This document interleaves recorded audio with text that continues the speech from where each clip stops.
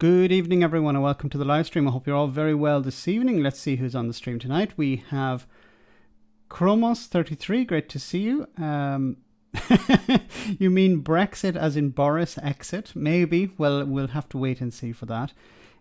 We have Kathy. Great to see you, Kathy. Mr. Peter KJ. Great to see you. Jean T. Great to have you on once again. Ewan. Great to see you. Martha. Great to have you on once again too. Hope you're well tonight. We have... Lenan, great to see you. Enzo the God, great to have you on too. Norplinger, great to see you. Raven 1983 Witch, great to have you on again. Hope you're fine. Dano, great to see you, Dano. We have Katrina, great to have you on, Katrina. Hope you're well. We also have Eddie, great to see you, Eddie. We have Derek, great to see you, Derek. Kathy Doyle, great to see you. Ministerian, I hope you're very well. Paras in the Philippines, great to see you.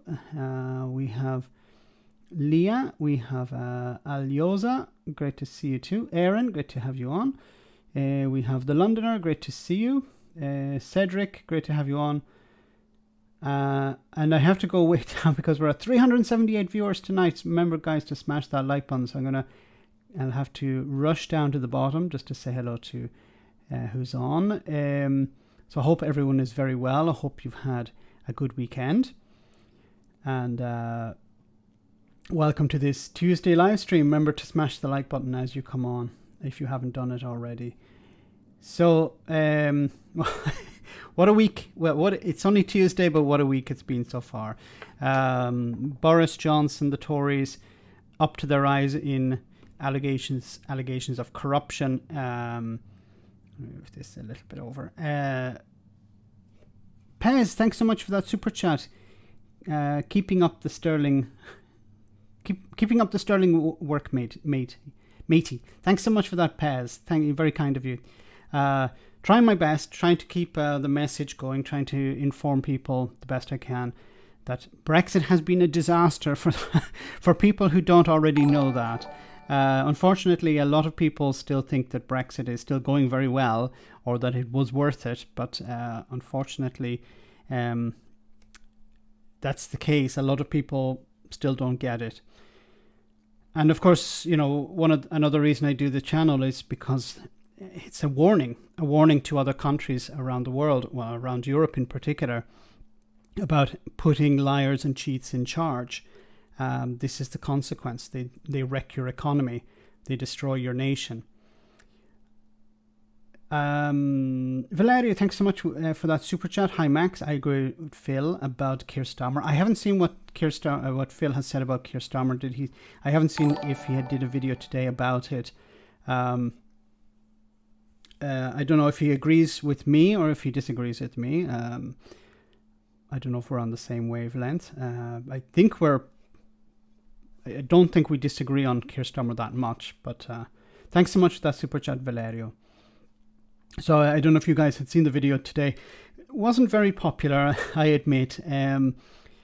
It was the idea that Keir Starmer believes, not that I endorse it, I'm not saying that I agree with what I believe Keir Starmer is doing here, but I think what he's doing is he realizes, or he believes, not he realizes, but he believes that Remainers or rejoiners really don't have anywhere else to go.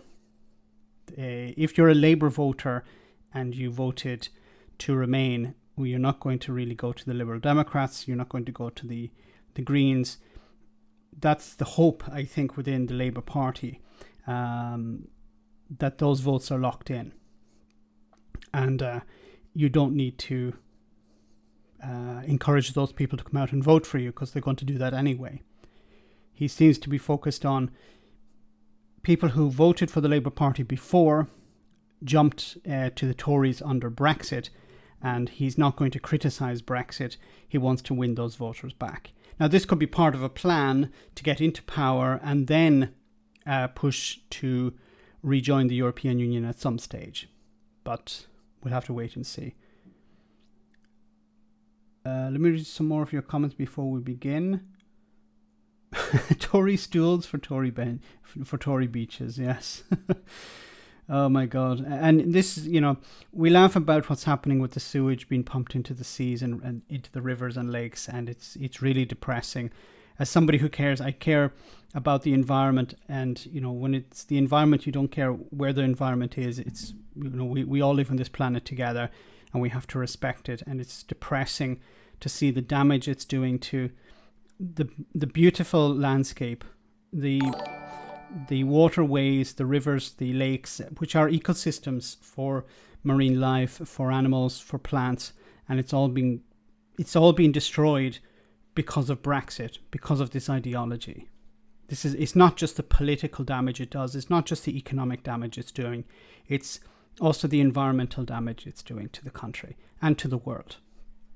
This type of mentality, not just when it comes to Brexit, but this mentality of we need to strip away protections for people, for the environment, for products as well.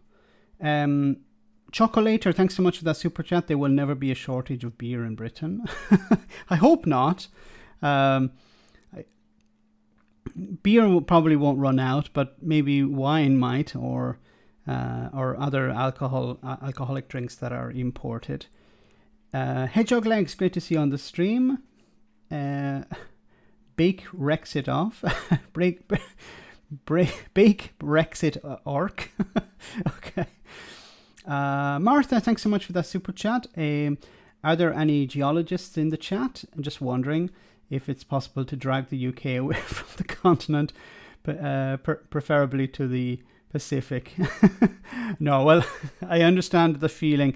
Yes, look, maybe we could I don't know, construct a man-made island and put Boris Johnson, Mark Francois, Jacob Rees-Mogg, Lord Frost, those people on that island, and then just move it away, as far away as possible from Europe. I think that would be a better solution. DC, thanks so much for that super chat. Do you think that the Owen Paterson scandal will stop Boris Johnson from calling an early election?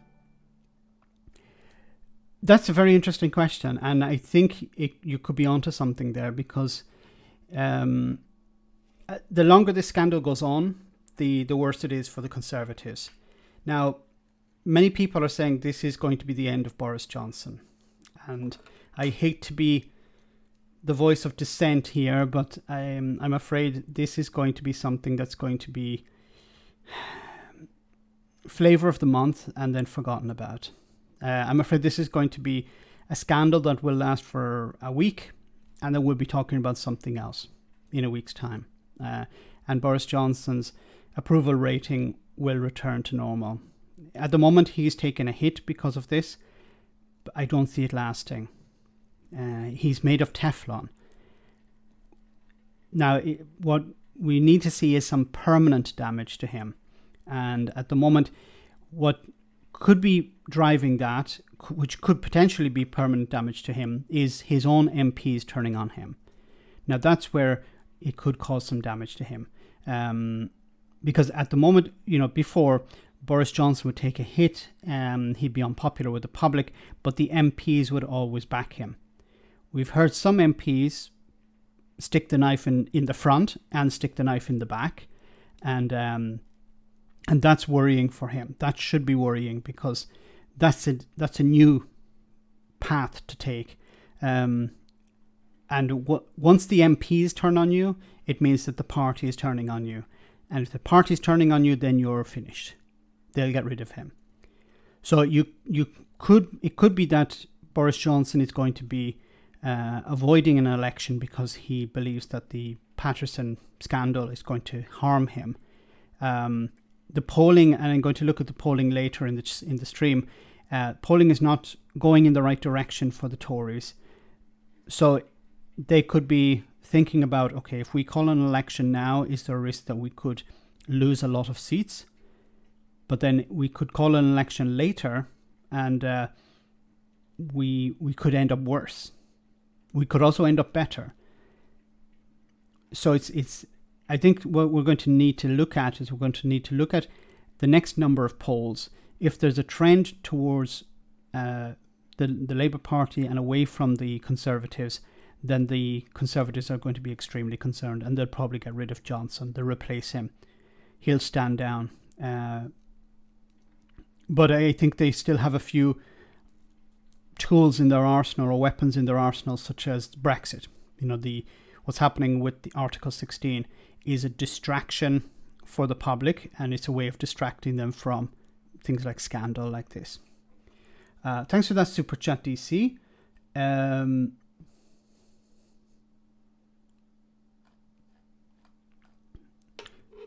Let me see. Johnson is made of Tufton.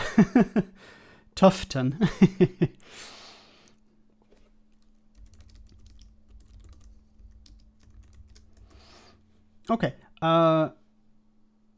Replacing Boris Johnson with who? I would see them replacing Boris Johnson with Rishi Sunak. The ones who are in the lead to replace Johnson are Sunak and Gove at the moment. But I would see it more likely to be Jacob Rees-Mogg. Rishi Sunak being the one to replace him. Mike, thanks so much for that super chat. Jacob Crackers Mog. No walkers. Let them eat Pringles. Thanks. And I love the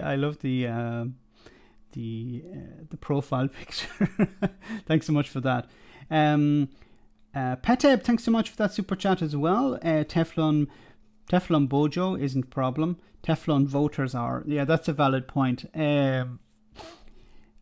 Just to go back to Mike's as well, just for a moment. Yeah, it was lovely to see Jacob Rees-Mogg's face in the House of Commons yesterday. It wasn't his Latin-spewing quib self on Monday. He was very downbeat, and it was nice to see him back in his box for a change. Peter, yeah, thanks again for that super chat. The problem is the voters. Boris Johnson still maintains a significant command over the electorate, a significant amount of support. And that's extremely concerning, because we've looked at how he has dealt with the pandemic, an absolute disaster, and his support didn't really get dented in any way. Brexit is an absolute disaster. Food shortages. Let's just think about for a moment, if any other politician was in charge and there were empty supermarket shelves. They keep blaming the pandemic, but we're supposed to be out of the worst of it. And I see almost every day on Twitter pictures of empty supermarket shelves. So the situation is not getting better. And the public are not turning on Johnson, not turning on the Conservatives. They're sort of getting used to it. And that's my biggest fear about all of this, is that the longer Brexit goes on, the worse it's going to get. But people will sort of adjust to it. And they'll sort of forget that, you used to have full supermarket shelves. You used to forget that you used to be able to travel and live and work relatively freely in other parts of Europe. That will all be forgotten. It'll be, for us, it'll be the good old days. But for people moving forward, they'll say, well, maybe we're better with empty supermarket shelves. Maybe we're better with less choice. Maybe we're better off with a smaller economy with fewer jobs, things like this. It's a sort of, not a Stockholm syndrome, but a sort of becoming accustomed to the problems. Artemis, great to see you on the stream. Hope you're well tonight. Rumor has it Gove is on the way out. Gove used to be quite popular. Now he's not very popular, and since the last reshuffle, he's been sent off to the sidelines. So he may be on the way out. But I think I would put money on Rishi Sunak being the next Prime Minister, or the next leader of the Conservatives. Let's go back to feudalism. Angela Rayner for Labour leader. Angela Rayner is great at attacking, but the problem with... this is the problem that the Labour Party always have, is the factions within the party. And Angela Rayner is not very popular with the left of the party, or the extreme left, as some people say. Where is Michael Gove? I haven't seen... his POB face for for ages. He's playing. He's keeping it all very hush hush at the moment. He's keeping a very low profile. Maybe it's because of this corruption scandal. I don't know. Sunak is also down in the polls, unless it's some unknown that we're not, But I think in regards to high profile characters, I would say the top of my list. Not that I support him in any way. I think it'd be a horrible idea of having, a guy who's married to a billionaire or the daughter of a billionaire running the country. This would be a horrible situation. Somebody even further disconnected from reality than Johnson is. Like Rishi Sunak, Johnson allegedly burnt £50 notes in front of homeless people. Like Rishi Sunak probably burnt houses in front of homeless people. That's the sort of thing that he would be doing. Speaking of yesterday's emergency debate, do you think Starmer and others went hard enough on Johnson and his government yesterday? Look, I always want Starmer to go that extra mile. He always seems to be a little bit over prepared, and I think that harms him a bit. He was definitely doing a great job yesterday, but I wanted to see a bit more fire from him. I wanted to see him a bit more angry, a bit more human, and I think that's what we need. I think more and more people would shine to him if he came across a bit more human. So I wish he would have been a bit more aggressive, but that's his way of working. I don't want him to force it, because if he tries to force natural, if he tries to be overly natural, then people will see through it and it will fall. It'll explode in his face, and you don't want that. It has to be real anger, and I wish we just saw a bit more of that. Thanks so much, Pez, for that super chat. Let me see. We have DC again. Thanks so much, DC. The only good thing about Boris and his clan is that they are really making Scottish independence more popular in Scotland. Yeah, and I think it's becoming more and more difficult for members of the Scottish Conservatives to defend this. If we've seen the strongest voices from Scotland in the House of Commons from the SNP,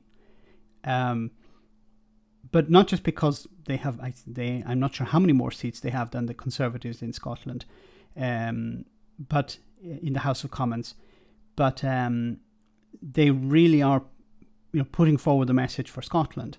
They're representing Scotland. The Conservatives are not, and it's very difficult for the Conservatives at the moment to defend the union, because you have this corrupt band in Westminster, and the people of Scotland are being told, yeah, you need to continue to be aligned with this. At the moment, this is Britain being represented on the world stage. Boris Johnson and his corrupt Tories. And, it's a struggle also for the Labour Party to say, look, it's not always going to be like this.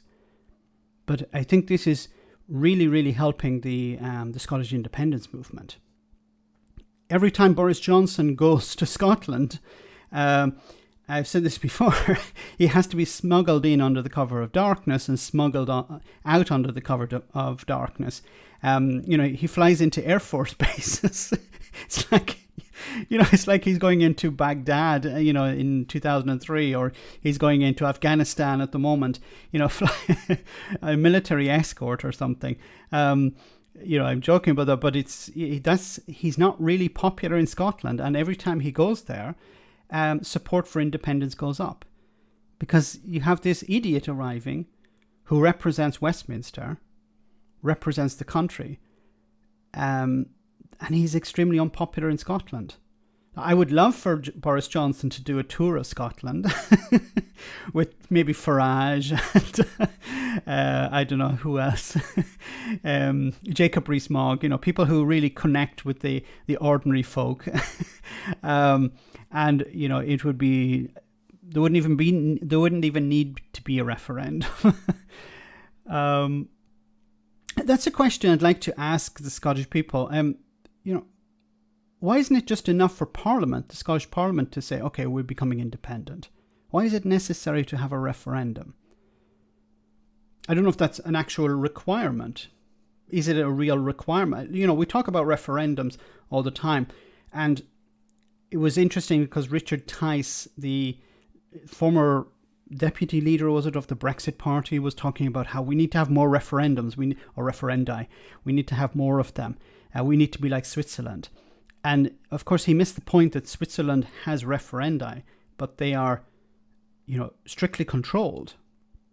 The public are informed before the referendum takes place, not like Brexit. He's like trying to, we need more Brexit referendi, and or referendums. I don't remember. I think it's referendi is the plural. He was trying to sell this idea. Yeah, we need to have more of them, like Switzerland. Yeah, but as I said, Switzerland informs the public beforehand, and if there's anything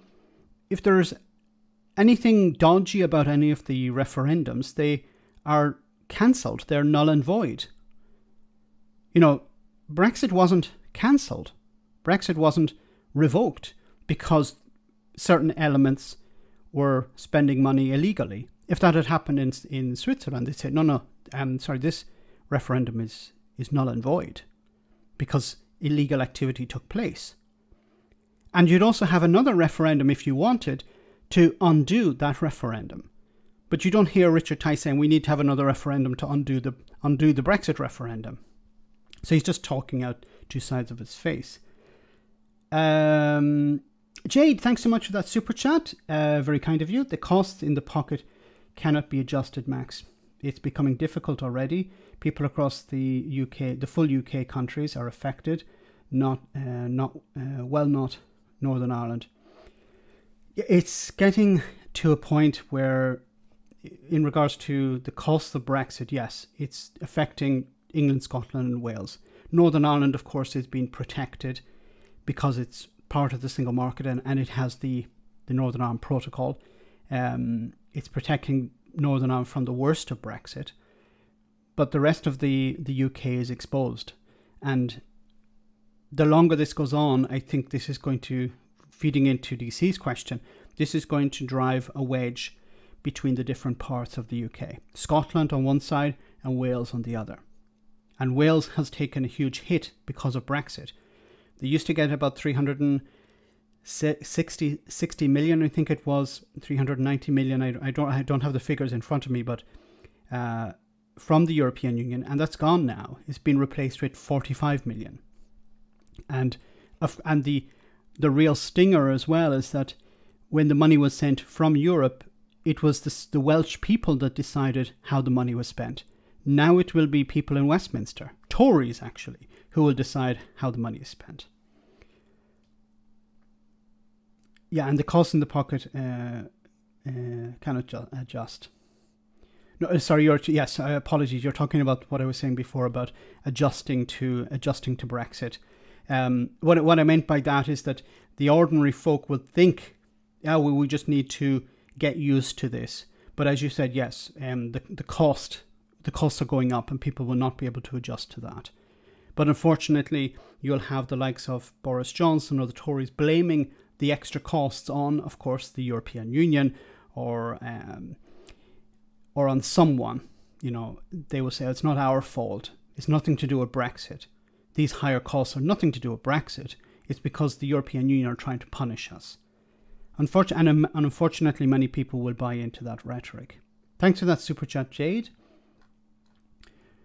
Just check I didn't miss anyone else. Okay, so guys, I want to start with this first story.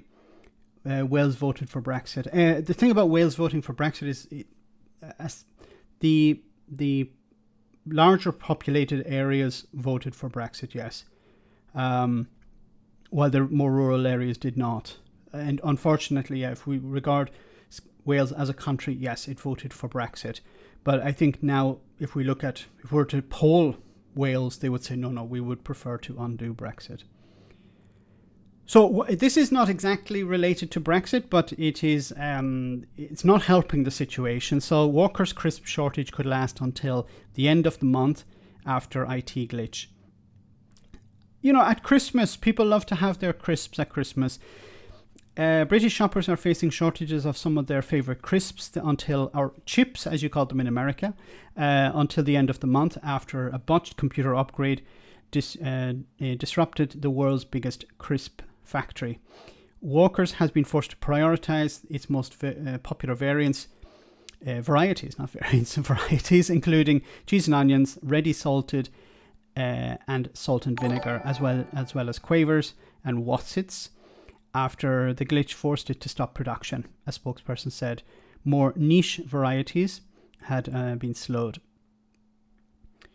Hedgehog Legs, thanks so much for that super chat. Please donate to animal charity. I will indeed. Thank you very much, Hedgehog Legs. What happens is Google normally take half or almost about, I think, a third or a significant amount of the super chat, but I will donate the full super chat to charity. Thanks so much for that, and I'll let you in, and I'll send you a link to the charity I donated to. Thanks so much for that. It's very kind of you. Workers had to, yes, a recent IT system upgrade has disrupted the supply of some of our products. Our sites are still making crisps and snacks, but at a reduced scale. The Walker spokesperson said, "We're doing everything we can to increase production and get people's favorite back on the shelves. We're very sorry for the inconvenience." Just to get to where it talks about Brexit, of course, some parts of the, no, where was it? Some parts of the food industry have also said that they're suffering from the worker shortages caused by the coronavirus pandemic and Brexit, which with European workers. So it seems that this is not directly related to Brexit, but this company has already been suffering the trouble of getting their products to the supermarkets because of Brexit.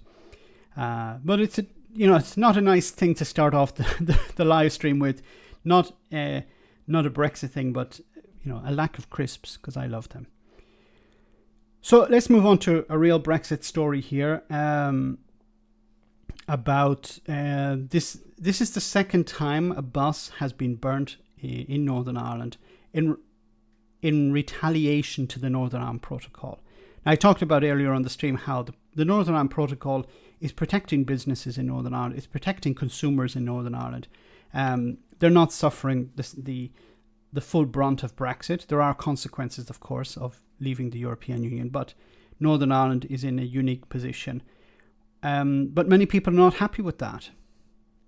They would like to have empty supermarket shelves. They would like to have the full consequences of Brexit. And something, just on a side note, the Irish government, so remember that Boris Johnson, for political reasons, it was not an economic reason, a political reason, Boris Johnson took the UK out of the Erasmus programme. So the Erasmus programme, for those who don't know, is a programme that allows young people to move and stay in a country and study in that country, to study for a degree or other forms of higher education in another country. So, for example, in the past, if you're from the UK, you could travel to Spain, learn Spanish, study at a Spanish university, and the Erasmus program would help you pay for the costs involved with that.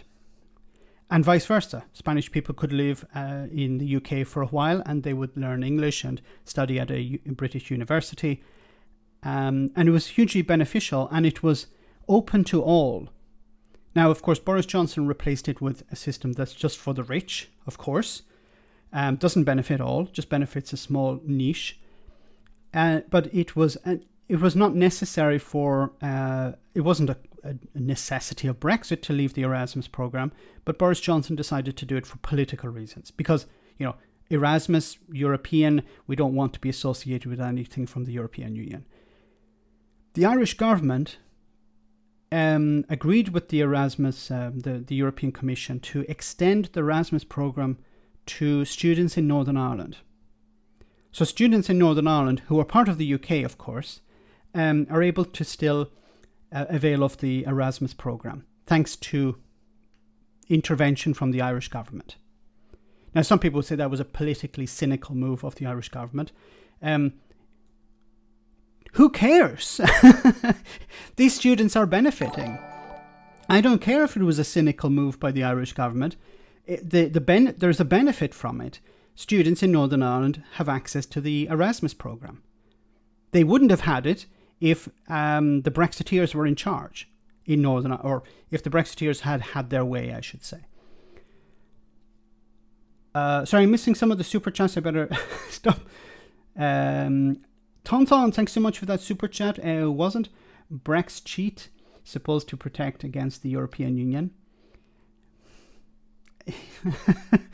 Yes, it was, but it's not doing very well, is it? And then we're looking towards perhaps a trade war with the European Union at the moment, which is extremely concerning. That's not the road to go down. Nobody benefits from a trade war, apart from a few politicians for a period of time, and then they end up regretting it. So, but there are real losers in a trade war, and the UK wants to go into a trade war with the European Union, which makes zero sense economically. Lars, thanks so much for that super chat. It would be a huge mistake if Boris Johnson triggered Article 16. Both politicians and the people in the EU have had enough of Boris Johnson and the UK, so it will be total war until the UK surrenders. Yeah, I think what's going to happen is, so the idea behind Article 16 would be that you could suspend part of the protocol in order to resolve a problem. And that's fully within the bounds of the withdrawal agreement. So the withdrawal agreement permits that, the Northern Ireland Protocol. But what seems to be happening is what Boris Johnson and the Brexiteers want to do, and Lord Frost, is to use Article 16 to suspend the protocol and therefore not move forward.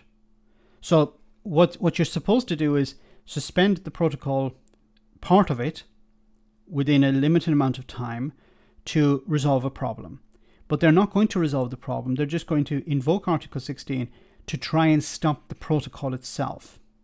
Now, that's not what Article 16 is designed for, but what it means is that they will, I think, I'm not an expert on Article 16, but I think what they're trying to do is they're going to invoke it and then invoke it on everything. Say, oh, we can't do this, we can't do this, or over a number of things, which would mean that the protocol can't move forward. The implementation of the protocol can't move forward because there are too many instances, in a sense, open. There are too many things that are running at the same time, and they can't be resolved. So the rest of the protocol can't move forward. So in a sense, they're trying to use Article 16 to stop the implementation of the protocol, which is not within the spirit of Article 16. That seems to be what their plan is. So the European Union are going to respond by saying, well, if you're not implementing the protocol in the way you should by using Article 16, then we're going to respond with the tools that we have. And one of them is to suspend the TCA, the Trade and Cooperation Agreement, the deal between the EU and Boris Johnson last year, signed last December. The one that Boris Johnson came back and said is a wonderful deal. That's going to go. Now, with that, tariffs were removed on most products, but tariff barriers remained. Non-tariff barriers remained. Now, those non-tariff barriers have resulted in a lot of problems, as we've seen over the last number of months, for exporters into the EU from the UK. And we've seen how customers in the EU have been rejecting products from the UK because they've become too expensive. There are too many problems with them, and it's been hitting UK exporters pretty hard. If the UK left the TCA, then tariffs would be imposed. That's one way. Another option could be that the EU say, we're going to impose stricter checks on goods leaving the European Union, going into third countries. Now, of course, the UK is a third country, so the UK will be affected by that. So that would mean more checks on the border, for example, in Calais, which would slow down traffic going into the UK, which would create more empty supermarket shelves, which technically would put more pressure on the government to do something about it. And the government, well, what can they do about it? They would have to re-enter negotiations. You know, I hope it's not going to go to the case of where you have, you know, the French cutting off energy to the UK, or cutting off energy to Jersey, for example. But blockades, these, and what happens is this creates a very bad feeling between the UK and the EU. The UK could attempt to retaliate by dumping products into Northern Ireland. I don't think that would work in their favour. It may help Boris Johnson and some of the Tories in the short term, but it would be seen as treating Northern Ireland with disrespect, and I don't think that would help Britain on the world stage. The Americans would not be too happy about that either. We don't want to go into a trade war, and it seems that the EU are planning some measures to stop Boris Johnson from triggering Article 16. But yes, it definitely be a case of some sort of trade war or restrictions, greater restrictions. I've said, you know, jokingly, if the EU said to France, you need to upgrade the toilet, the toilet system in Calais, it should take a week, block the port for a week to upgrade the toilets, you know, to put in some new toilets or something. That would create chaos in the UK, because a lot of, you know, so much traffic goes from the EU into the UK.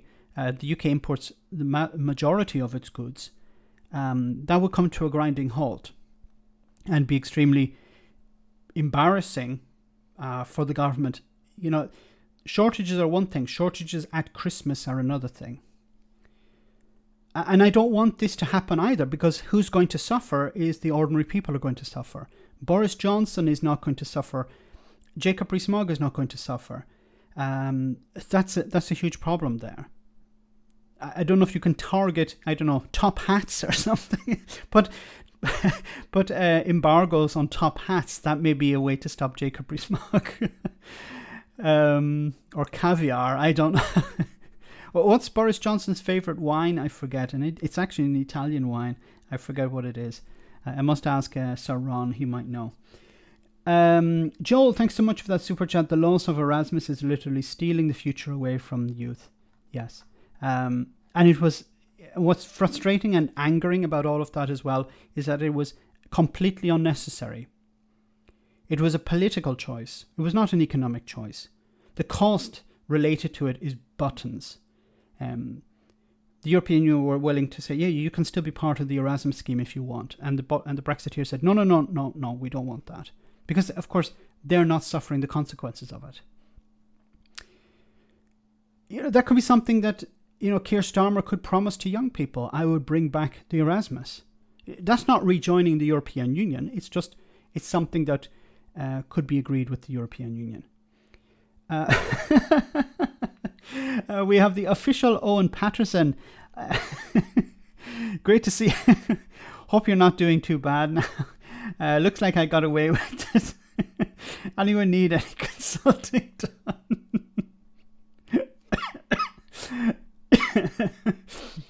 Oh, I love it. Thanks so much for that super chat. Owen Patterson, he's doing well. You know, you got away with it, although you did have to resign, but you only lost 80 grand, so it's not the end of the world. I'm pretty sure the donors will keep you well, keep your bank account well oiled, well greased. Thanks so much for that. Great to see you on.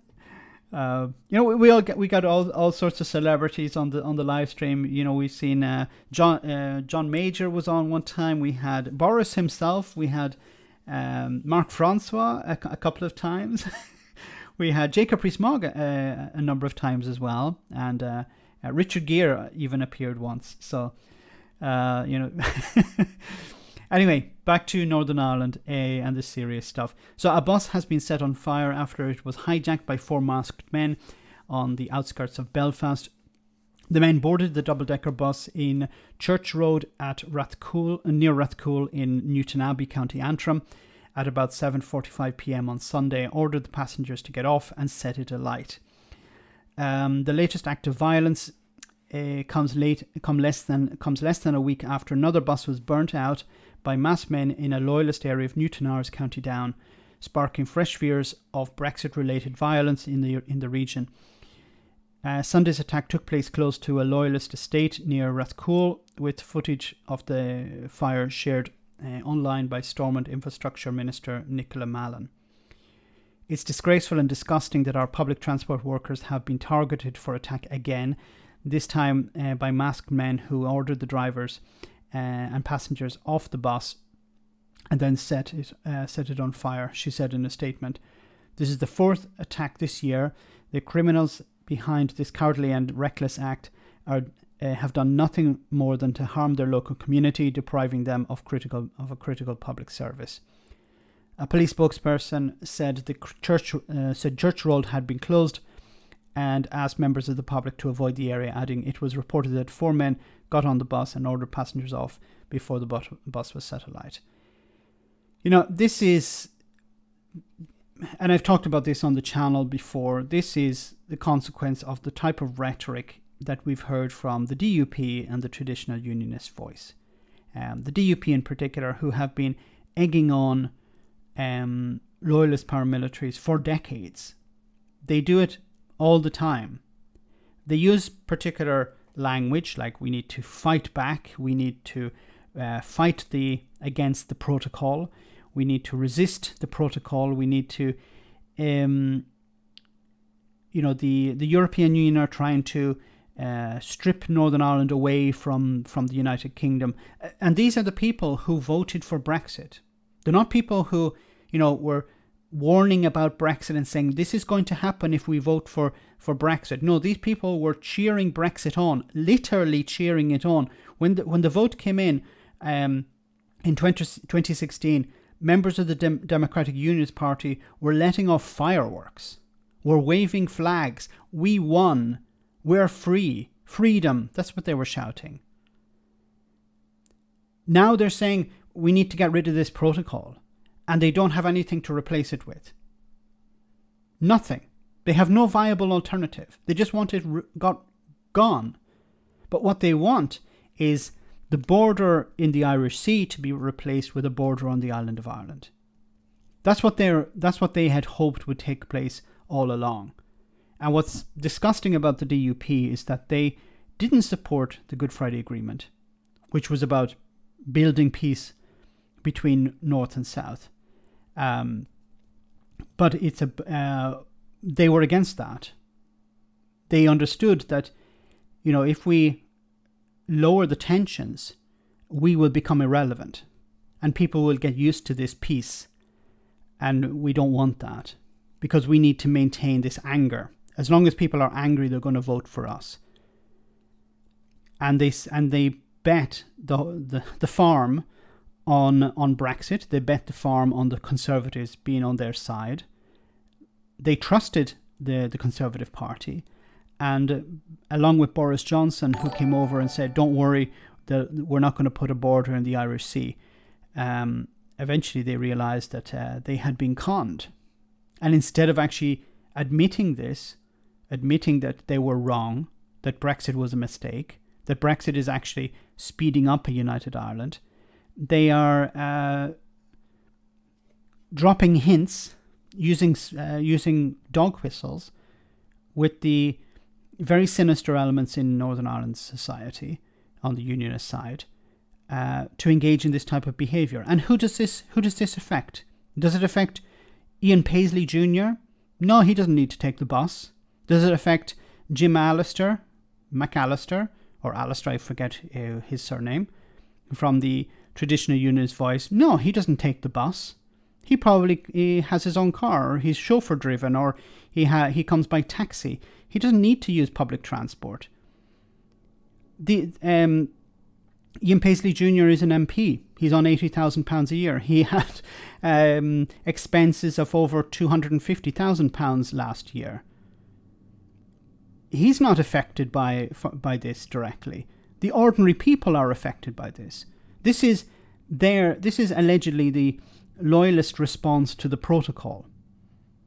You know, how is the EU supposed to respond to this?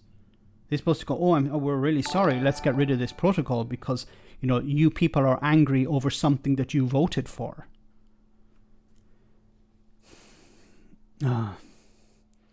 Choco later, thanks so much for that super chat. Euromyths, British media have been lying to people for decades about the EU. Brainwashing them has been successful. This is the result of backboneless media. Yes. Not challenging these people on this. You know, it's one thing when Boris Johnson is talking about bendy bananas and kippers. In Northern Ireland, they were talking about how, you know, the European Union is trying to take away Northern Ireland's freedoms. It's trying to drive a wedge between Northern Ireland and the rest of the UK. And, you know, the ones spewing this rhetoric know, they know exactly what they're saying. They know the message that they're sending out to the people who burnt this bus.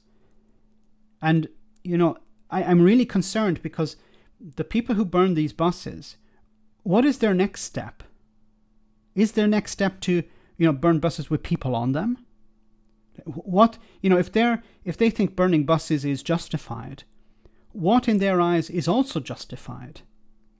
That's what I'm afraid of. And you have the likes of the DUP who will come out and say, we condemn this type of action. And then the very next day, or in the very next breath, they will say, yes, but the Northern Ireland Protocol needs to go. Or they will say, this is terrible, but we have to understand the frustration within the community. This is not frustration. This is, how can this be frustration? If these people are frustrated, why don't they go to Boris Johnson and protest? Boris Johnson is responsible for their situation. How is a bus responsible? How is the driver of the bus responsible? How is this fixing the problem? The reason they think that they're doing something good is because, yes, we've destroyed something. Yay, that will get some attention. That's all that they want. They want their attention. Of course, I'm giving them attention here, but not the attention that they deserve, that they want. They're idiots. But they've been manipulated by sinister elements. And those sinister elements are the likes of the DUP and the Traditional Unionist Voice. Choco, thanks so much for that super chat. Let me see if I hope I didn't miss any more. Sorry, we have another one from Rune. Thanks so much for that, Rune. There's a lot of talk of the Brexit impact on Wales, England, Scotland, Northern Ireland, and sad that it has to be. But what is the situation in Gibraltar? So in Gibraltar, and I haven't checked on it recently, Gibraltar has signed an agreement with the European Union to be part of the Schengen area. So that means that people from Gibraltar can travel into Spain without any restrictions, and people from Spain can travel into Gibraltar without restrictions. And most of the population in Gibraltar work in Spain, and a lot of people in Spain work in Gibraltar. Gibraltar voted to they didn't, as far as they had a vote, but it wasn't binding on the referendum. But polls have Gibraltar didn't get a vote, in the referendum on in 2016, and neither did Jersey or the Channel Islands. But they have supported being part of the European Union for a long time now, because they know they live basically inside the European Union. They're basically surrounded by the European Union, and they understand that it's necessary to be part of that because they're so integrated. We tend to look at Gibraltar as a sort of British island in Europe, but it's more European than many people believe or expect. Alexis, thanks so much for that super chat. Hope you're well tonight. Hi Max, sorry I'm late. I fear for the future. Don't be sorry. No, don't be sorry for being late. There's always darkness before the dawn, and I try to be as positive about this as well as much as I can. Things seem to get worse, and then they will get better. Boris, and I've said this before. Boris Johnson is not going to be Prime Minister forever. I bloody well hope not. No, he's not going to be Prime Minister forever. And we need to, something positive came out of yesterday was that Tory MPs were beginning to turn on Boris Johnson. Now, the Tory MPs will never turn on the party, but they are turning on Boris Johnson, which means that he's on borrowed time. If members of his own party are openly attacking him, I think it was I forget his name now, Brexiteer, horrible little man, not Mark Francois, another one, but he was criticizing Boris Johnson openly. He was on LBC, I think he was interviewed. I forget his name. I've covered him. I've talked about him before on the channel. He was criticizing Boris Johnson openly, which means that the knives are already being sharpened. That means that Boris Johnson will be out. He will be replaced by someone else, obviously someone who's pro-Brexit. But these problems are going to unfortunately get worse.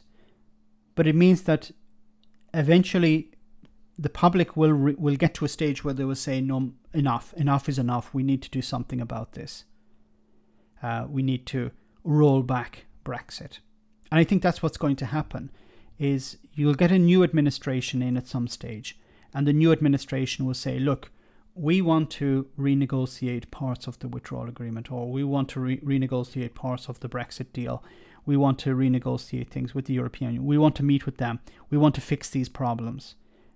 Because if you can present yourself as a fixer, people will support you.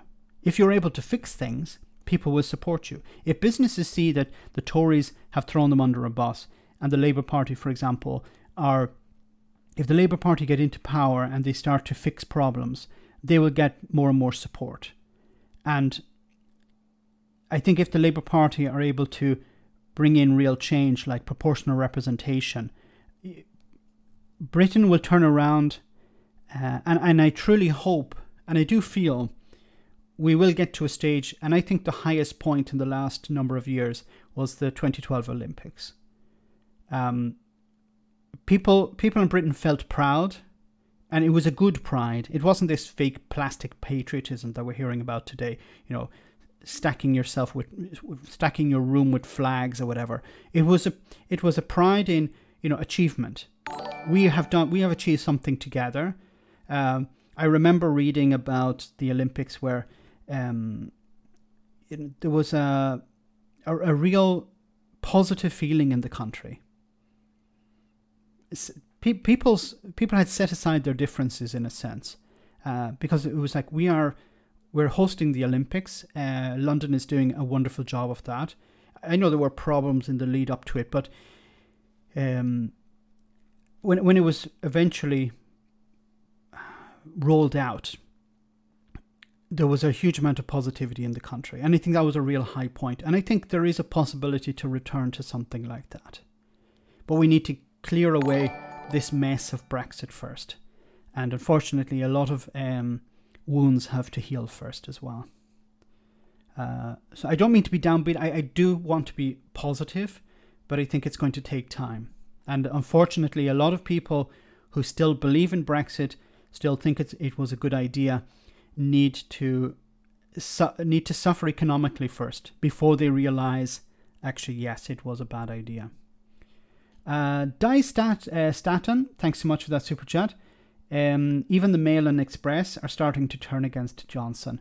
Yeah, once, we saw how the Daily Mail and the Telegraph, I think as well, even were criticizing Johnson and criticizing the corruption. Remember that they're going to criticize Johnson, they won't criticize the party. It'll take a while before they ever criticize the party. But if they're turning on Johnson, it means his days are numbered, and the Conservatives want him out.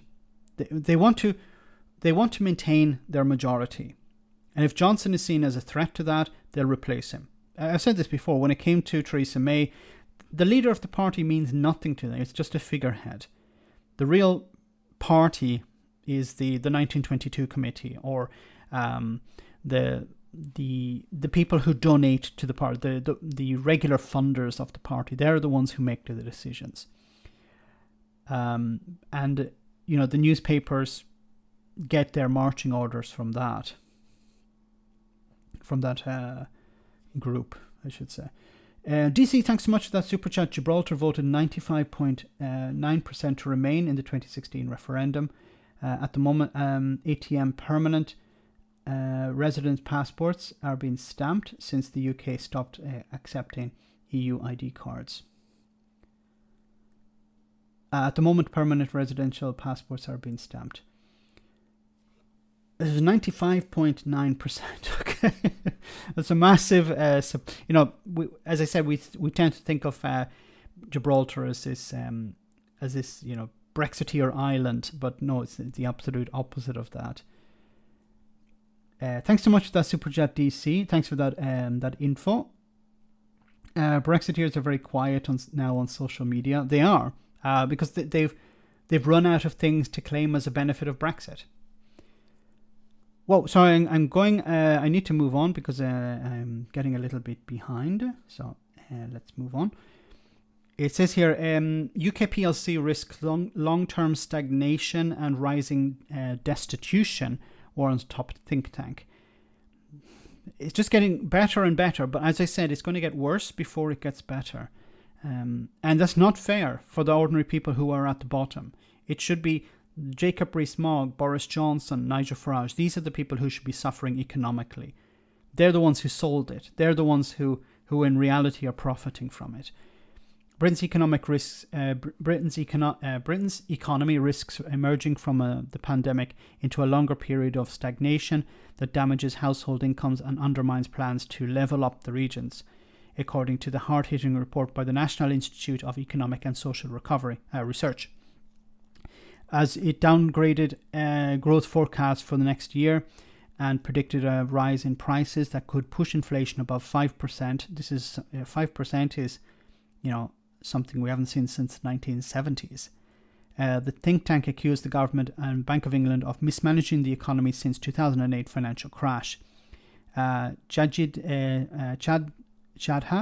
the NIESR director, said the government had come to rely on low interest rates to prop up the economy, allowing ministers to abdicate responsibility for directing investments to corners of the economy that needed it most.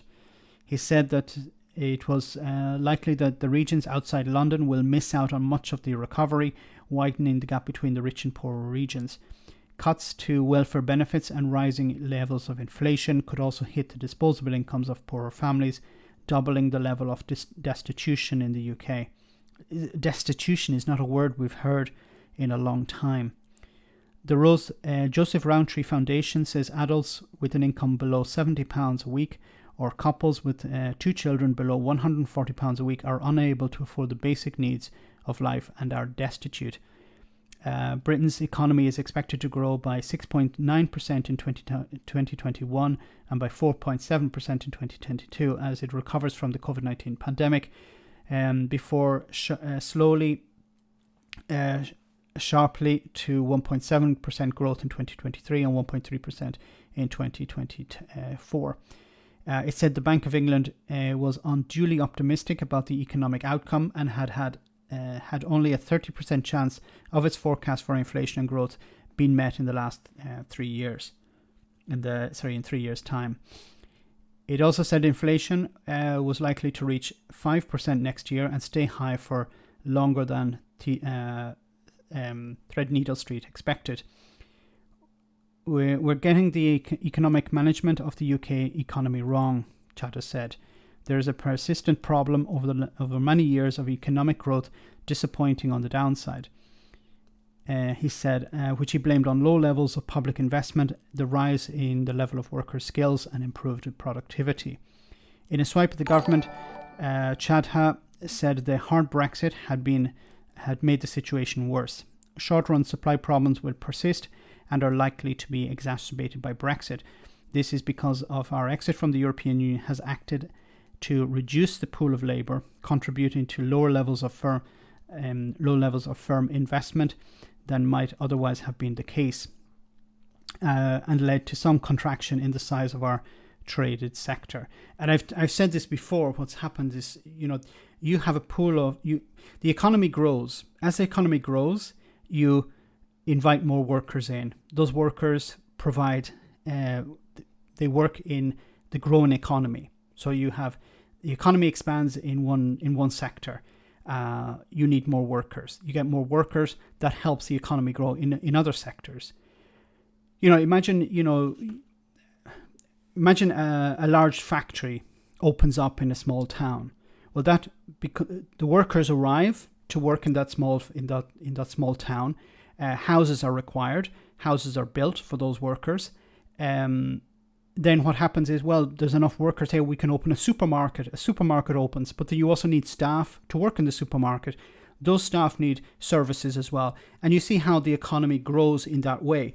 What happens is, when you take away the workers from the factory, then the prices of the houses drop.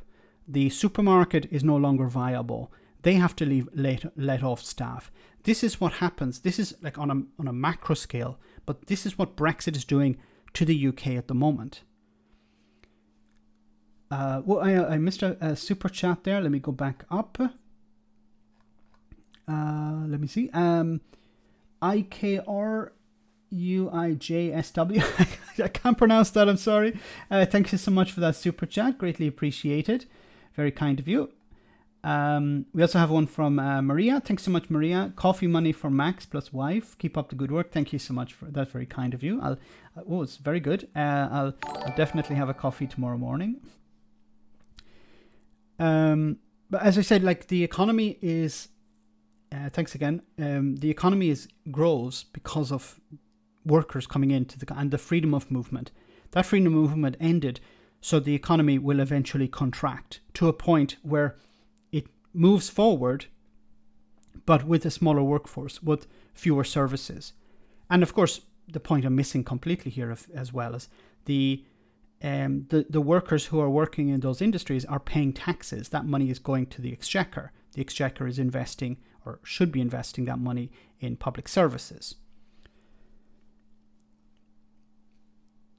I'm over halfway through the stream, but I wanted to focus on one final story here before moving on to the next point. This is unbelievable. This story here is unbelievable. I'm not going to go into the whole story, but this headline is unbelievable. Scurvy on the rise in the UK as malnutrition causes cases double under Tory rule. So cases of malnutrition have almost doubled in the decades since the Conservatives came to power in 2010. In the 2010-2011 financial year, people were treated in hospital 4,657 times for the condition. For the most recent data, 2020 to 21, it had risen to 10,000. Malnutrition. Scurvy. Scurvy is, something we used to, it says here, this title here, it's almost like a joke. Scurvy, thought just for pirates? Think again. It's not just pirates that got scurvy. This is unbelievable. This is insane in an advanced economy like the UK. But this is because of Tory cuts. Food bank usage has gone up 1,000%. Because of the Tories. And the public still say, well, he's doing his best. Boris is doing his best. He's had a lot on his plate. This from the public really pisses me off when I hear people interviewed on the street when they say, well, he has a lot on his plate. He's the freaking Prime Minister. If he doesn't want to do the job, he should step aside. He doesn't want to do the job, but he doesn't want to step aside either. He likes the camera. He likes to be, the centre of attention. He likes the debates in Parliament when they're going his way. He likes to He likes to have his yahoos behind him shouting him on. That's what he likes. He doesn't like the actual work of being a Prime Minister. He doesn't want to invest the effort to make the country better. That's not his concern. He shouldn't be there. You know, he's the wrong person for the job. In the same way that Donald Trump was the wrong person to be president of the United States. And I just want to quote for 1 second something that Sam Harris, someone I used to be a fan of, but gone a bit off at the moment. But so he said something wonderful about Donald Trump.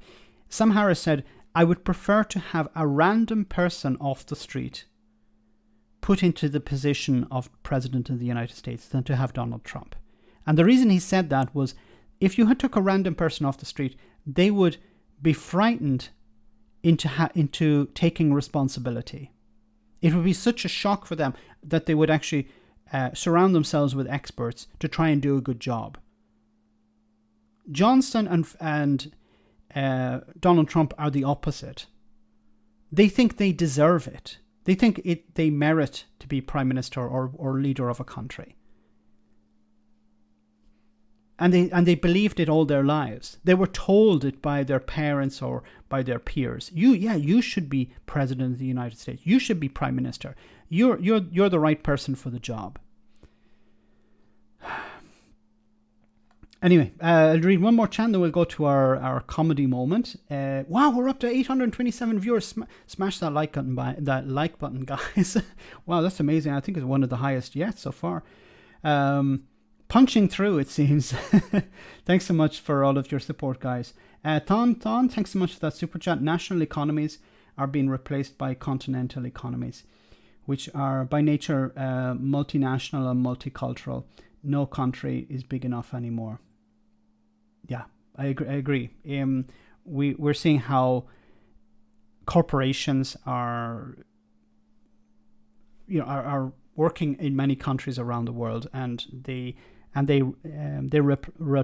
rely upon people from all shapes and all sectors of all strands of society. They need people from all over the world working together, and that's, we can't go backwards. We can't go back to the nation as an individual.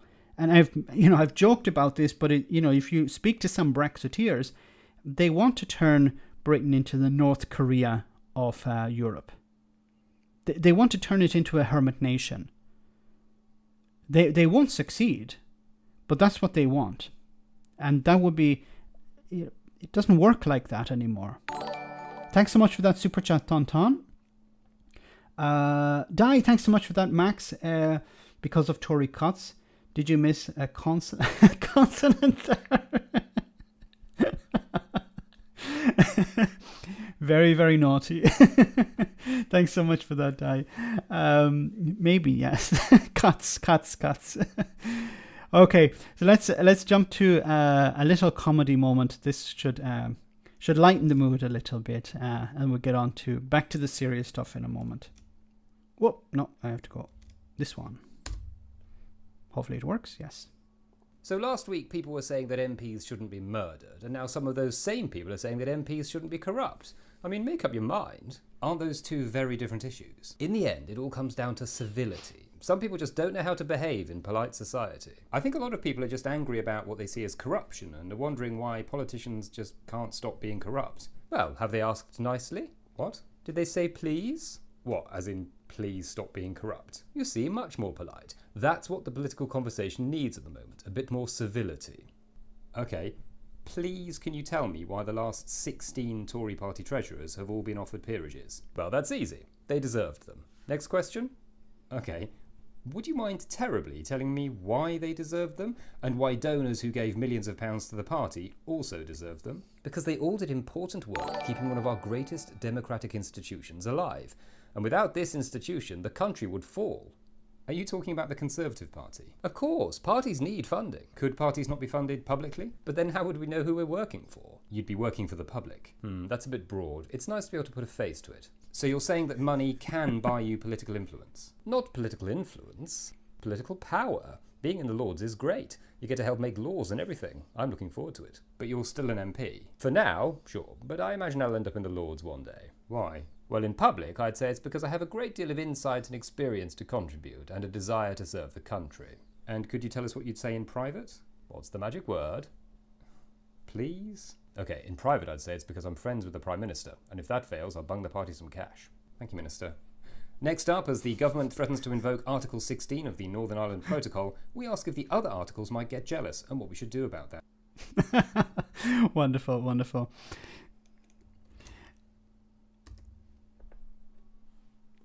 Okay. Pride here. So Mr. Scotch Pie, thanks so much for that super chat. Very kind of you.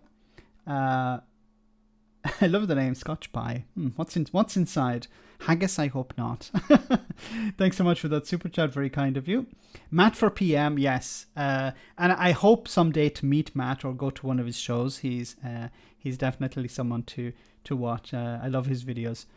He's a comedian, by the way. if you didn't tell already. Killer, great to have you on the stream. Hope you're well tonight. Okay, so let's see this. In Bolton North East means pride in the people who represent them. Have the events in Westminster in recent days been a watershed moment for an area that went blue for the first time? In the last general election, Boris Johnson captured this seat by under 400 votes. But are the mounting sleaze allegations now weakening that bond?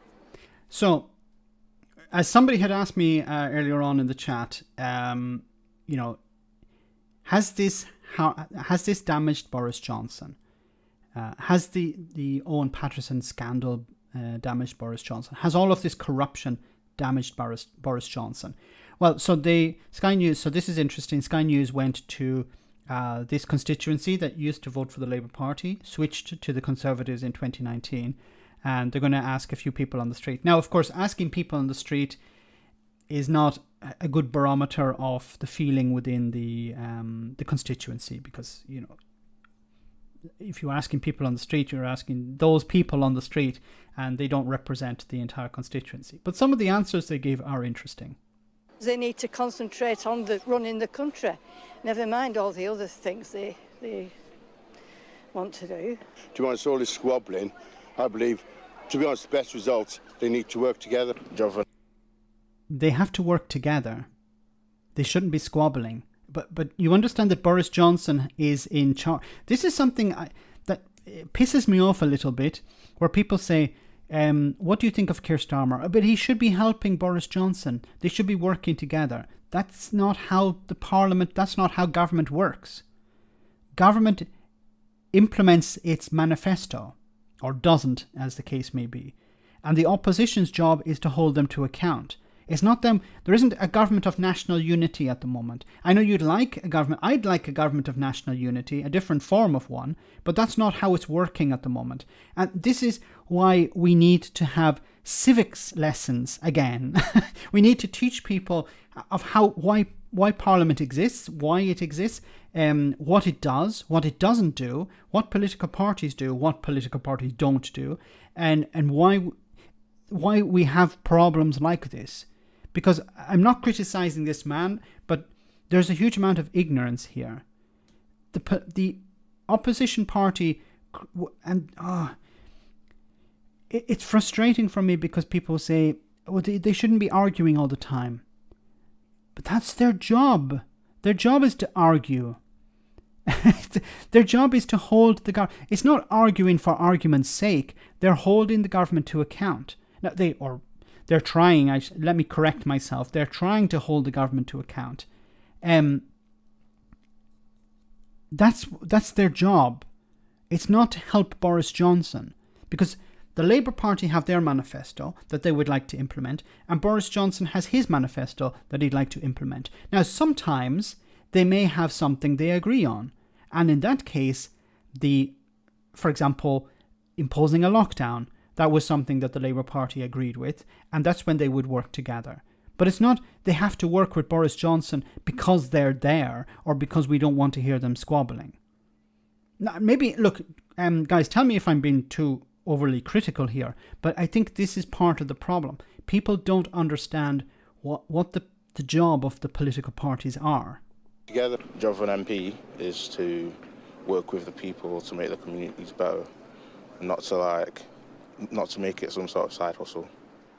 Gloomy MPs gathered in Parliament today to work out what to do next after voting to junk the system which polices them last week, then backtracking. From time to time, we talk about the House being at its best. I regret to say that I don't think the House has been at its best in the way it's handled the standard issues over the last week. No sign of the Prime Minister, but an apology from his understudy. I would like first and foremost to express my regret and that of my ministerial colleagues over the mistake made last week. The opposition Mistake. It's like, oh my God, a mistake. And of course, Boris Johnson was not there. Where was Boris Johnson? He was in a hospital, not wearing a mask. opposition on the attack. No harm for them in keeping this going. Rather than repairing the damage that he's done, the Prime Minister is running scared. It's time for everyone in this House, whatever their party, to draw a line and to send a message to the Prime Minister: enough is enough. We will not stand by while he trashes our democracy. Even his own side turning on the absent Prime Minister. But if the team captain gets it wrong, then I think he should come and apologise to the public and to this House. Well said. No, I have been very critical of the Tories, and I will be critical of the Tories. But sometimes there are people who will stand up and say, look, Boris Johnson has acted wrong, has acted in a wrong way. He needs to be correct. He needs to apologise. And you can see the reaction from Jacob Rees-Mogg here. Let me just go back a little bit so you can see. He's smiling away. He's like, who is this guy and why is he criticising the Prime Minister? I think he should come and apologise to the public and to this House. That's the right thing to do in terms of demonstrating leadership. I'm very impressed. The Prime Minister was hundreds of miles away visiting a hospital. Will you apologise for the way you dealt with the Owen Paterson and Parliamentary Standards affair last week? So what we've got to make sure is that we take all this very, very seriously, and that we... We have to take all of this very, very seriously. Let me ruffle up my hair first, and then I'm going to tell you that we need to take everything very, very seriously. We get it right. To be clear, Prime Minister, you're not going to apologise for the way you acted last week? Look, I think it's very important that we get this right, and we are going to make every effort to get it right. And he hasn't apologised for the over 130,000 people who have died. He doesn't apologise. There's no point asking Boris Johnson to apologise because he's not going to apologise. He hasn't apologised for dead people. He's not going to apologise for this. It's pointless asking him to apologise. It's not in his DNA. He's missing that apology chromosome. Okay, he was born without it. He was born into a position where he is doted upon. He was told, what was it? His professor at Eton said that he was entitled. He's like too entitled for Eton. His professor sent a letter to his father saying that Boris Johnson had a sense of entitlement. Too much for Eton. we are going to hold MPs to account. Is this a watershed moment for sleaze? Well, MPs are watching their inboxes nervously. But what was potentially a watershed was Labour moving ahead of the Conservatives in the polls and Boris Johnson getting lower satisfaction ratings than at any point since he became Prime Minister. Now, that's probably more to do with rising prices, higher taxes and recent disruption. But all these things coming at once for the Prime Minister doesn't bode well for the Conservatives. And I want to go to the point just that he raised here at the end. About the poll. Let me see where I have it. So I just want to show you that. So it says here. This is from. Let me see. What does it say? 16th September. September.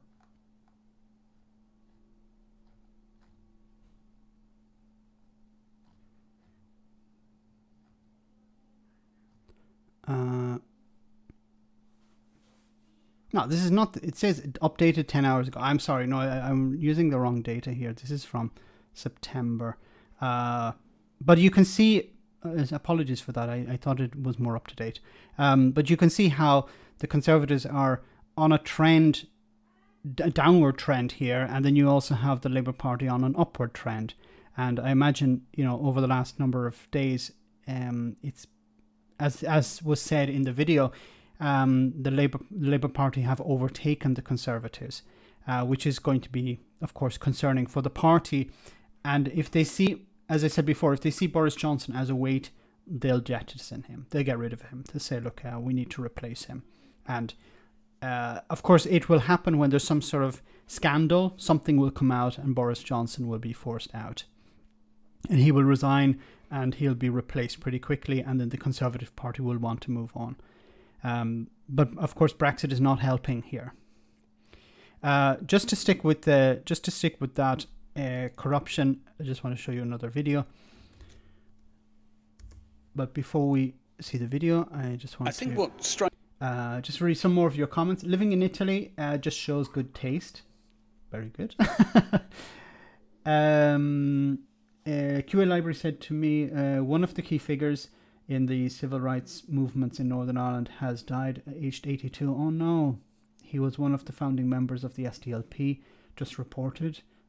Austin Curry, I remember Austin Curry. Oh, that's very sad. It was Austin Curry and John Hume were the main guys in that party. So it's a huge loss for the SDLP. There are a lot of younger people coming on board now who have the same spirit, I think, as people like John Hume. They don't have the same fortitude, I don't think, but they will build that up over time, I think.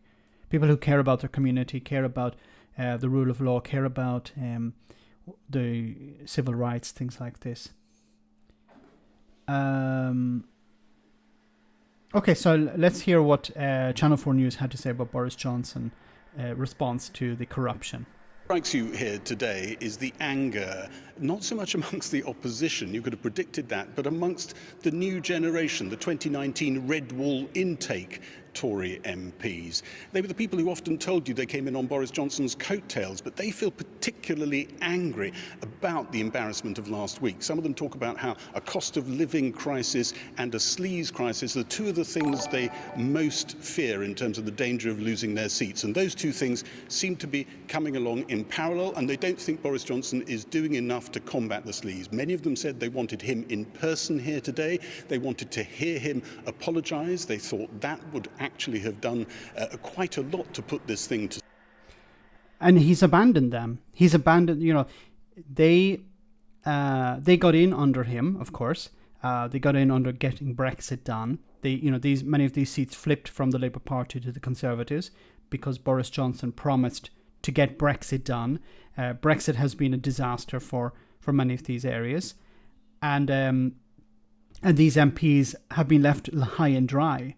And of course, it's going to be difficult for them to go back to their constituencies and say, yes, continue to vote for us. Did you stand up to Boris Johnson? No. Did Boris Johnson apologise for any of this? No. But still vote for us. And, rising prices, the problems of Brexit are going to put more and more pressure on these MPs. And I've said before, the way to get rid of Boris Johnson is putting pressure on his MPs. If there's enough pressure applied to them, they will transfer that pressure onto Boris Johnson and he will resign.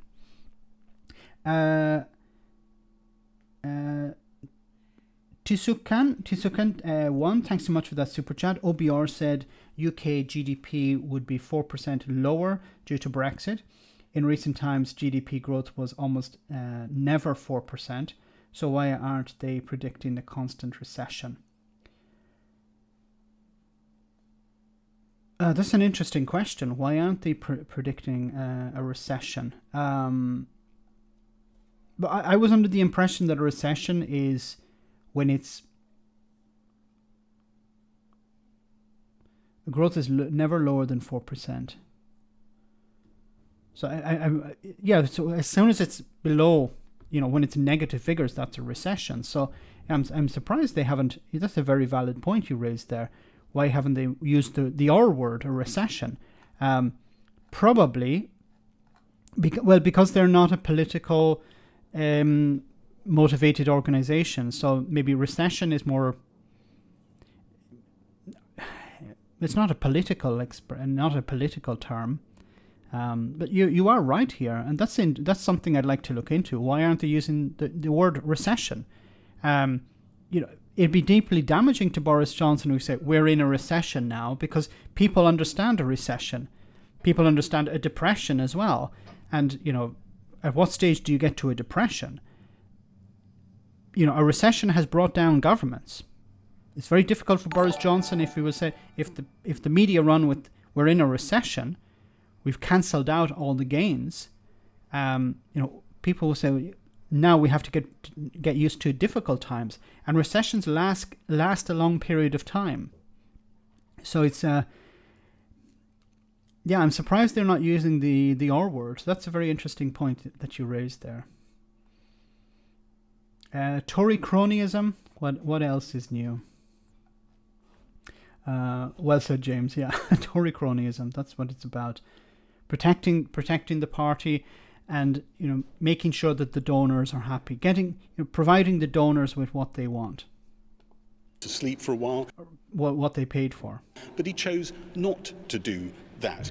We may get some reform off the back of this whole episode. There could be a slight change to the appeal procedure. If an MP's punishment on standards is so high that he could be unseated, well, then he might get a new appeal procedure. But I think the fundamental thing that you come away with, just as Parliament's about to take a short, late autumn break, is that the MPs we thought loved Boris Johnson most, he's lost some capital with them. Here's how day 6 of this saga went here. MPs and parliamentary staff conducted a remembrance commemoration this morning, one cross for every constituency. A dignified ceremony after an undignified week in which the government was accused of dragging Parliament's reputation down by trying to change the rules to spring one Tory MP from the punishment the independent standards procedure had handed down. The media, quite rightly summed up what they felt. And we've got to reflect on that. We've got to reflect on those views. We shouldn't have got ourselves in this position. MPs returned inside for an emergency debate on last week's vote to ditch the whole system that found former Minister Owen Paterson had lobbied the government on behalf of companies he was paid tens of thousands of pounds to advise. Secretary Barclay. Thank you, Mr. Speaker. Order. Those who are shouting were as the Prime Minister. The Prime Minister phoned me along with the leader of the SNP this morning to say neither of them could be with us. How are you? The Prime Minister, without a mask, was visiting a hospital in Northumbria to promote COVID booster jabs. The mask on, come on. At one point, his memory jogged to slip on his mask. Number 10 said it was a long-standing engagement that was keeping him from the Commons, but he was asked if he was sorry for trying to change the standards rules to protect Owen Paterson from suspension. Will you now apologise to your party and, more importantly, to the public? I'm here to look at what we're doing to encourage people to get their booster jabs. Prime Minister, will you apologise for the way you dealt with the Owen Paterson and parliamentary standards affair last week? So what we've got to make sure is that we take all this very, very seriously, and that we get it right. So you're not going to apologise for the way you acted? Look, I think it's very important that we get this right, and we are going to make every effort to get it right. But way back in Westminster, the minister sent to speak for the government took a different tone. I would like first and foremost to express my regret, and that of my ministerial colleagues, over the mistake made last week. The government benches were thinly attended. The opposition lined up to attack the government. When there was the vote on the cut for universal credit, when there was debate on cutting universal credit, the left side of the screen, the Conservative wing, was completely packed. Now, when it came to a debate on corruption, more than half of them haven't even turned up. Drake Long, thanks so much for that super chat. Should the House of Commons only permit members if they are in the lower sigma, in 95% wealth, nearly £150,000, 150,000 household income, 500,000 assets max? Yeah, should they...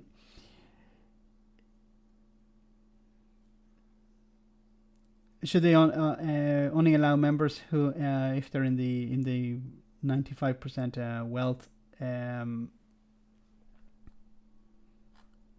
One moment. Sorry, just checking. I didn't have another super chat. Look, I think when it comes to the amount of wealth people have is not that important. It's whether they actually work for their constituents. So, you know, if the problem is not the money that you have, it's where did you get that money and who gave it to you. So if you worked for it, if you run a business and you're very successful and you decide I'm going to become an MP to represent my constituents, that's not a problem. The problem is that many of these MPs have jobs on the side, and the companies that they are working for are providing them with significant amounts of money in order to lobby on their behalf. And that is the problem.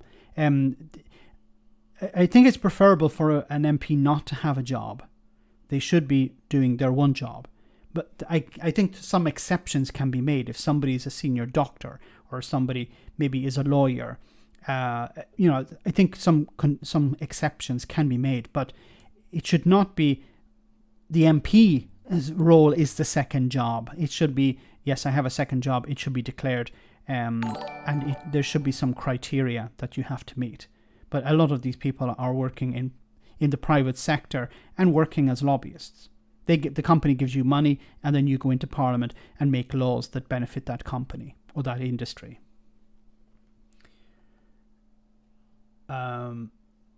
But I wouldn't be against people with wealth going into the House of Commons. I don't think that's the problem here. I hope I answered your question correctly. Thanks for that super chat. Cahill, thanks so much for that. Recession refers to consecutive quarters of negative growth. If you have a shock in one quarter, but then are okay in another, the next one, then it's not a recession. Thanks for that clarification. So we have to wait and see. But if it continues for a period of time, then yes, a number of quarters, it will be a recession. So, and I think, you know, we're heading towards a recession because it's just a matter of time. Thanks for that super chat, very kind of you, and thanks for that explanation. Government and especially the Prime Minister's conduct. He led his party through the sewers, and the stench lingers. Yeah. This week, he had the chance to clean up, to apologise to the country, and finally accept that the rules apply to him and his friends. But instead of stepping up, he's hidden away. He is not a serious leader, and the joke isn't funny anymore. Yeah. Thank you, Mr. Speaker. It was a good way to respond. It was a good speech there. Is it enough? Is it enough to turn people? I don't know. Boris Johnson is a clown. He, as I said, he shouldn't be in the House of Commons. He should be nowhere near it. But unfortunately, a significant number of people still think he's doing his best. He's doing a good job. He has a lot on his plate, and believe that the politicians shouldn't be squabbling. They should be working together. That's where we're at the moment. Now, how is this going to affect the Conservatives?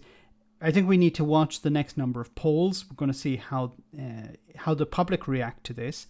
Boris Johnson's not doing himself any favours.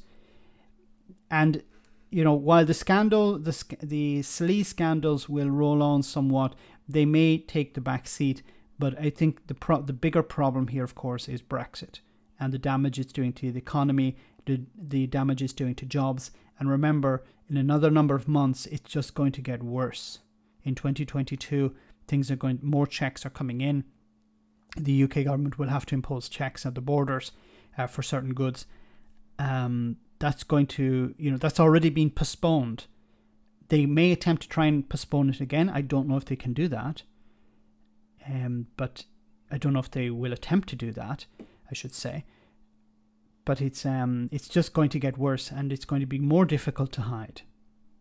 And it's what you need is a strong opposition willing to point this out.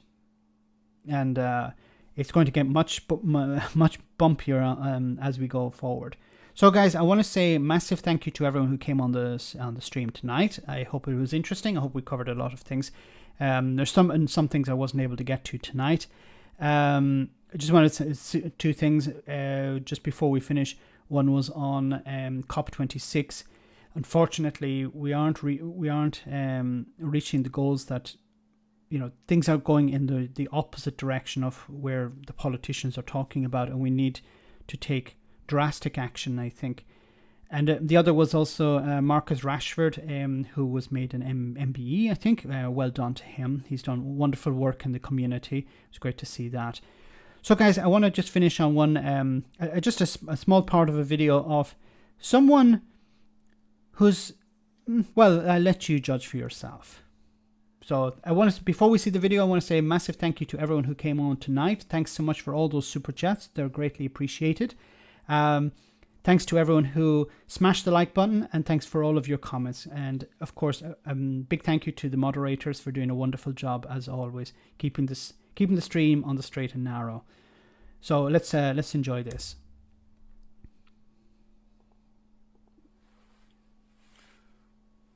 Oh, hello.